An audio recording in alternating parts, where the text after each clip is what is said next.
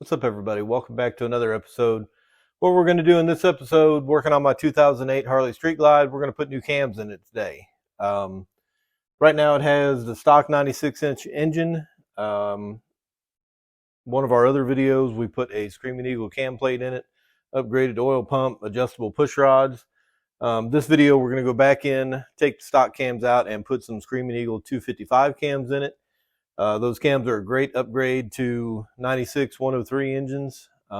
Give you a lot of torque down low RPMs for a heavy bike like this, two upriding, things like that, where you need a lot of torque to get going. You got a lot of weight to get moving, things like that.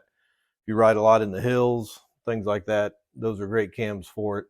Not so much a high horsepower racing type cam, but I don't do that stuff anyway. These cams are going to fit perfect for the way I ride the bike. I'm going to get you a before sound, startup sound, idle sound, a couple of revs, so we can kind of compare to after the cams are put in, how much louder it made it, how much it changed the sound, those kind of things. So let's get started. All right, so I got a microphone on here. I'm not sure how much this is going to distort the sound. I'll walk back by the camera here after I get it started. I won't know until I edit this as to how the sound came out.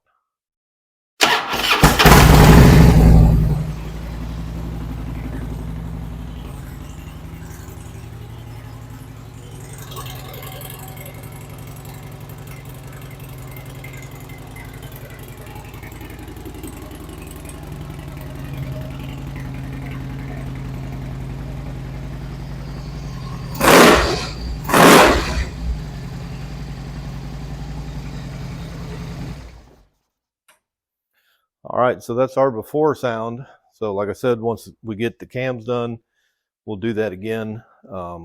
Reading on the internet, a lot of people said the new cams made their bike a little bit louder. We're not changing exhaust or anything, so we'll see what happens. All right, so to get started tearing this thing apart, we need to take this exhaust shield off. We need to take the cam cover off. We're going to have to take our push rod tubes off, take the adjustable push rods out. That'll get us down to the cam plate itself. Some more stuff to do once we get in there, of course. I don't think we'll have to take the floorboard off. Seems like we had it off before when we did the cam chest, but I think that was for a different reason. We'll cross that bridge when we get to it. One other thing I forgot to mention earlier, another thing we're going to have to do to it before we ride it is put a new tune in it. I do have the Harley Screamin Eagle tuner, which I like. There's a lot of different tuners out there. I like the one I have, and I'm sure there's other tuners that do the same thing. The one I have, you can do what's called a smart tune, which is you load a base tune into the bike, kind of close to the closest one to what you have, and then you hook the tuner up to the bike, you take it out and ride it, and the bike will learn corrections, what it needs to do to correct, to make your bike run, the best, the fuel map and the timing and so forth, to make your bike run the best. You come back, you upload that into the program, it makes a tune for you, and then you reload that tune up into the bike, and now you have basically a custom tune for your motorcycle. It doesn't matter what cam you have in it, what heads, what exhaust, etc. It makes a custom tune for your bike. So that's what I like about my tuner. Long way to say we need to make a tune for this once we get done with the upgrades. Other than that, pretty straightforward process. There's a lot of videos about changing a cam in a Harley on the internet already. So I don't think I'm going to go step by step. I'll probably just turn the camera on, show you a few things here and there as we go along. So I'm going to get started again by taking this heat shield off, get the push rods out of it, get the cam chest opened up, and then I'll turn the camera back on. All right, we're back. Cam cover's off, push rods are out. Next thing, we got to take the timing gears off, the timing chain, the tensioner out here. Once we get that stuff off, we can take the bolts around the perimeter of the cam plate off. I'm also going to take the 4 bolts out that hold the oil pump to the cam plate. I'm going to leave the oil pump inside the motor while I take the cam plate out. We're going to have to do something with our lifters here to hold them up away from the camshaft. I haven't really decided yet if I'm going to take the lifter blocks off and take the lifters all the way out of the engine, which is probably what I'll do. They make a little magnetic tool that you can put down in here that'll grab the top of the lifters and hold them up out of the way. I don't know. I do have one of those. I don't know if I'm going to use it or if I'm going to just, like I said, pull the lifter blocks up out of the way.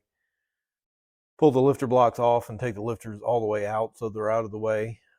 Haven't decided yet. Just put this cam plate in here last winter, a year ago, which is about 10,000 miles ago. So our tensioner pads should still be good. Of course, we'll look at them when we take them off. But that should all be fine. This stuff here is only a year old. Still the stock cams in the motor from when it was new. So we'll get the rest of this torn back apart, turn the camera back on when we've got the cam plate out of it, and we'll see what's behind it.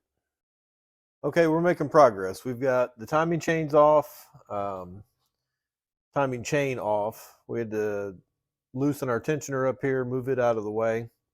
Pretty neat thing about this tensioner, everybody asks how long these hydraulic tensioners last compared to the spring type. I don't have a spring type to compare this to, but I did put this in brand new, like I said, 10,000 miles ago, and you can see 10,000 miles, that is the amount of wear that is on this pad. Virtually none. Right there at the end where you can see that little bit of wear, it's got just barely enough to drag your fingernail on. Other than that, there's virtually zero wear on this at 10,000 miles.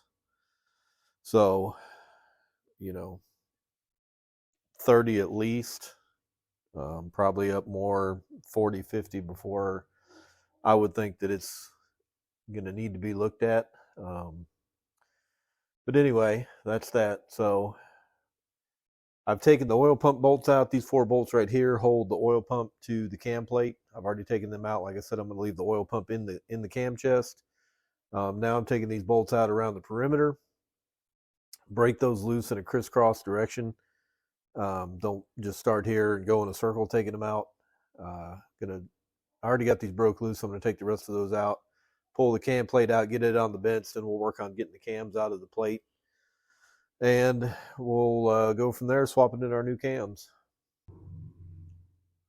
Okay, so we got it out of there. There's what it looks like inside the cam chest with the cam plate out. No big deal. We're going to replace these 2 inner cam bearings while we've got it apart. That's always recommended. We got 2 O-rings here that go behind the cam plate. We need to replace those. We did have a gear that fell out of the oil pump here. No big deal. Clean that up, slide it right back in there.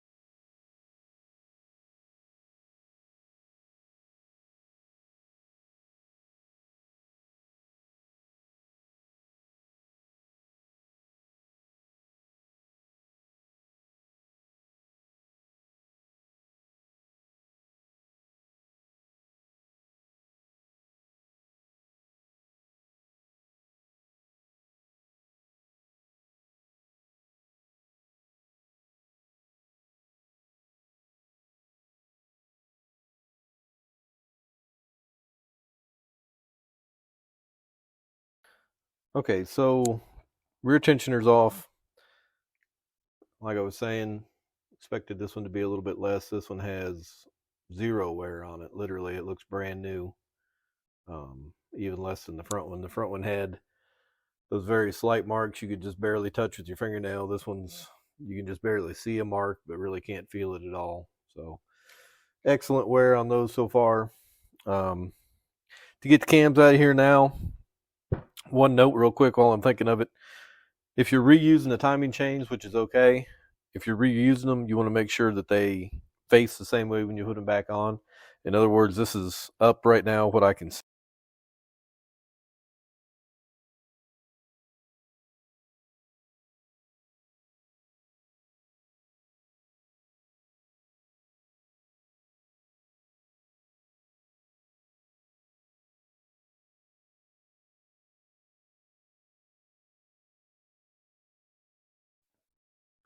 So one other thing I'm going to do while I've got this apart is replace my oil pressure release spring. It lives right here in the bottom of the cam plate. I'm replacing it with a Baisley high performance oil pump spring. This spring increases the pressure by about 15%, which equals out to about 5 psi. Not a whole lot, but that's going to help out with the hot oil pressure at idle. Right now the bike has around probably 4 or 5 psi. We're going to bump that up a little bit with this spring. Here's the address and stuff, phone number of the place that I got this spring. They also have a website. I just called them and ordered it. At the time I got this spring, I hate to quote prices because things change, but at the time I got this spring, with shipping and everything, it was right around $20. There's the part number for what I got.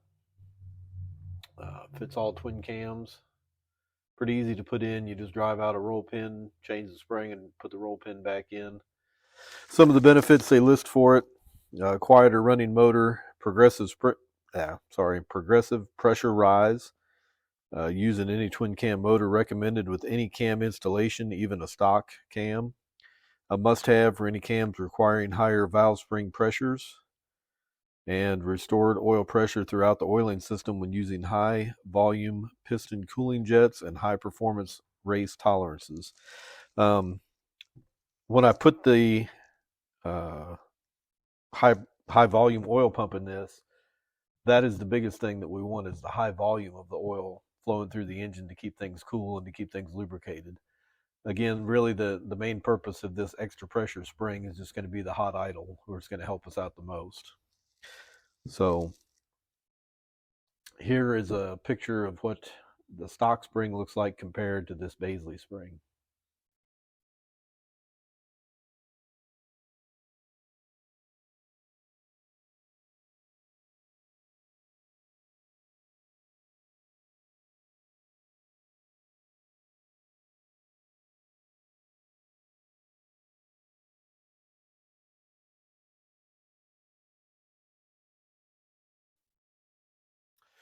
Okay, so on the inner cam bearings, I figured I would just show you out here on the bench instead of trying to get the tool and everything up inside the cam chest and my hands and the camera and everything else. I don't think I'd be able to get a very good video.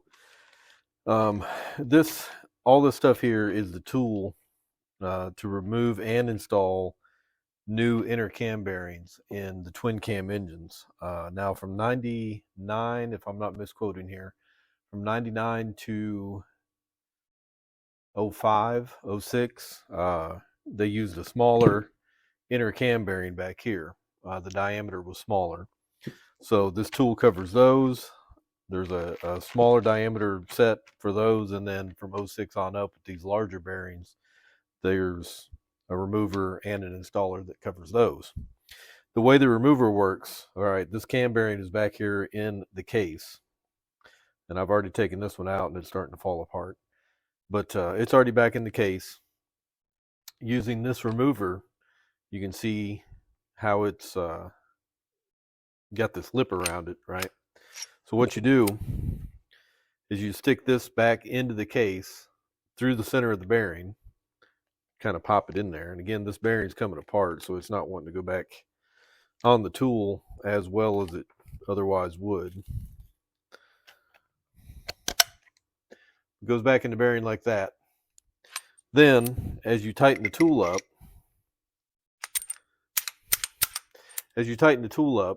these expand and grab the bearing.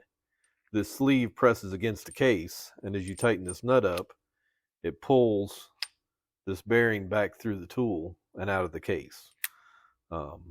Pretty slick. I'll show you the install part of it in the next video. This video, all I'm doing is the taking apart, disassembly, which we're pretty much at the end of now. So I've got one of these bearings out of the bike now. I'm going to go ahead and pull the other one out. Everything else is disassembled. We got some cleaning to do, and then we'll start getting it put back together. Appreciate you watching. Keep an eye out for part 2, the reassembly. Thanks.